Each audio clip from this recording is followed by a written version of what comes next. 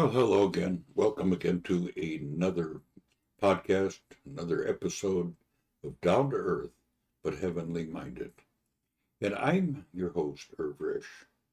And as we go through the textbook for life, the Bible, we're looking at the life of Jacob. And we seen in our last episode that Jacob was fleeing from Laban. And in this chapter that we're going to look at today is uh, Jacob is now fleeing from Esau. It seems like he's doing a lot of running.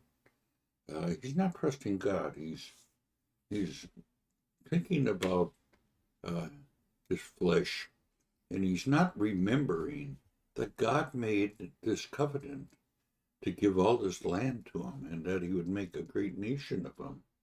But yet he was always fearing that some harm was going to come to him and his family. And this is not trusting God. This is not the full faith that God is requiring of us, like the faith we seen in Father Abraham when he offered up Isaac as a sacrifice because God had asked him to. He trusted God. Well, with that said, let's just get back into our reading, our chapter. We're in chapter 32 right now. So let's read about Jacob fleeing from Esau. Jacob went on his way, and the angel of God met him. And when Jacob saw them, he said, "This is God's camp." So he called the name of the place Mahanaim, and Jacob sent messengers before him to Esau his brother in the land of Seir, the country of Edom. And if you remember, Esau is the start of the Edomites, that nation. And he instructs them, "Thus you shall say to my lord Esau." You see, he's looking at him as superior, yet God, through his father Isaac, told him that his brother would serve him. Now he's just doing the opposite. "Thus says your servant Jacob, I have sojourned with Laban and stayed until now. I have oxen, donkey, flocks, male servants, female servants.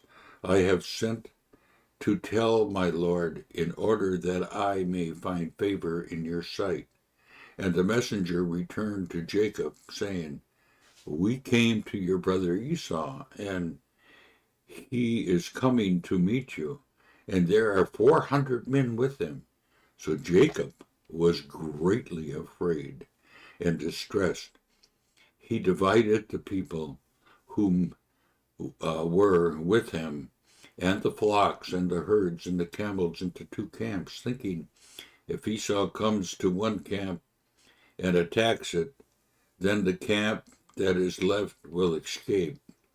Then Jacob said, "O God of my father Abraham, the God of my father Isaac, O Lord, who said to me, return to your country and to your kindred, that I may do you good.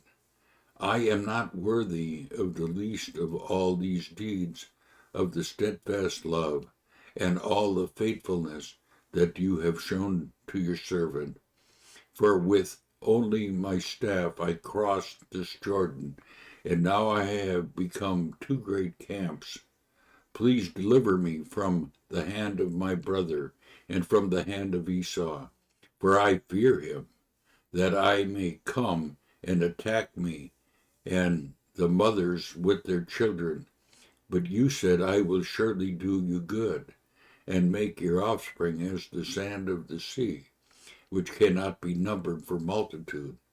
So he stayed there that night, and from whence he had with him he took a present for his brother Esau, 200 female goats, 20 male goats, 200 ewes, and 20 rams, 30 milking camels, and the calves 40 cows and 10 bulls, 20 female donkeys and 10 male donkeys. These he had handed over to his servants, and even drove by itself, and said to his servants, "Press on ahead of me, and put a space between droves and droves." He instructed the first, "When Esau my brother meets you, and asks you, 'To whom do you belong when you are where you are going, and who these ahead of you?' Then you shall say, 'These belong to your servants Jacob. These are the presents sent to my lord Esau, and moreover, he is behind us.' He likewise instructed the second and the third, and all who followed the droves. You shall say the same thing to Esau when you find him, and you shall say, 'Moreover, your servant Jacob is behind us, for he thought I may appease him with these presents and go ahead of me, and afterwards I shall see his face. Perhaps he will accept me.' So the present passed on ahead of him, and he himself stayed that night in the camp." Well, before we go into this next section where Jacob wrestles with God, I just want to say that he's doing everything he can to appease Esau. He remembers that Esau was really angry with him when he stole his birthright and his blessings. And he knew that Esau, when he left, was wanting to kill him. So now he's heading back, and he's fearful. And he should be for what he has done, but he should be trusting God as well. So anyway, we continue on now, and we see what happens with Jacob. Now the same night he arose and took his 2 wives and his 2 female servants and his 11 children. He had 11 children at that time. Remember, he's not quite done. He's going to have one more. And he crossed the ford and of the Jabbok, and he took them and sent them across the streams and everything else that he had. And Jacob was left alone, and a man wrestled with him until the break of the day. When the man saw that he did not prevail against Jacob, he touched his hip socket, and Jacob's hip was put out of joint as he wrestled with him. Then he said, "Let me go, for the day has broken." But Jacob said, "I will not let you go until you bless me." And he said to him, "What is your name?" And he said, "Jacob."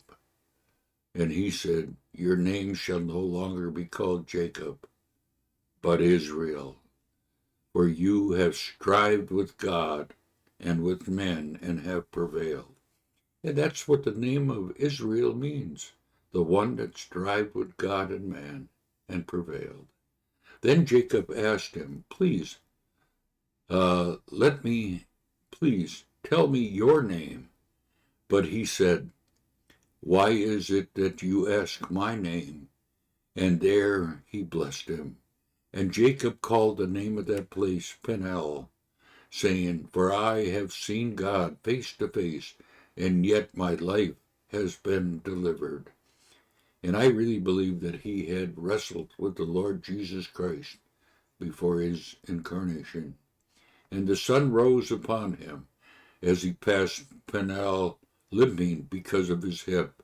Therefore to this day the people of Israel do not eat the suet of the thigh that is on the hip socket, because he touched the socket of Jacob's hip and the suet in it of the thigh. So we see that some of the things that are happening today reflect back to what happened in the past. And I've said this over and over again, that we can look back at history and realize what's happening today. And there's a lot of prophecy in the Bible And we've seen a lot of prophecy. We know that Abraham was a prophet, and God even told Abimelech that he was a prophet. So we see a lot of the stuff is happening. We can apply this stuff to our lives today, and this is true stuff. This is not fairy tales. This is actual events that are happening. So with that said, we're going to end our reading today in our episode. Until next time, bye for now.